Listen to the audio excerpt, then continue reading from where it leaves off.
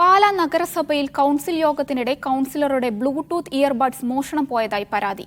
Kerala Congress M കൗൺസിലറായ Jose ചീരാംകുഴിയാണ് chairperson പരാതി നൽകിയത്.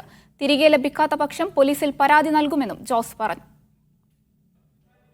വിചിത്രമെന്ന് തോന്നാവുന്ന പരാതിയാണ് പാലായിലെ നഗരസഭാ കൗൺസിലർ ജോസ് ചീരാംകുഴി ചെയർപേഴ്സണ് നൽകിയത്. മോഷണം പോയ തന്റെ 30,000 രൂപ വില വരുന്ന ഇയർപോഡിനെ കുറിച്ച് ചർച്ച ചെയ്യണം. കഴിഞ്ഞ കൗൺസിൽ യോഗത്തിനിടെയാണ് സാധനം നഷ്ടപ്പെട്ടതെന്നും പരാതിയിൽ ചൂണ്ടിക്കാട്ടുന്നു. ഇതാണ് സംഭവം ചൂടുപിടിക്കാൻ കാരണം.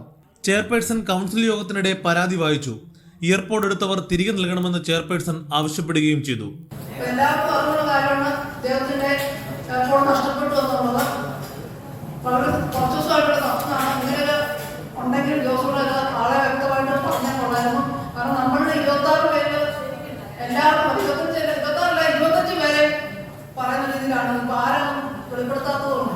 ഇയർപോഡിന്റെ ലൊക്കേഷൻ മറ്റൊരു കൗൺസിലറുടെ വീടായി കണ്ടെത്തിയതായി ജോസ് ചീരാംകുഴി ആരോപിക്കുന്നു.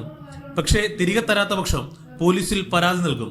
വിവാദങ്ങൾക്ക് എക്കാലവും പേരുകേട്ട പാലാ നഗരസഭ ഇയർപോഡിനെ ചൊല്ലിയുള്ള മറ്റൊരു വിവാദത്തിലും ഇതോടെ ഇടം പിടിച്ചിരിക്കുകയാണ്. മീഡിയ 1 കോട്ടയം.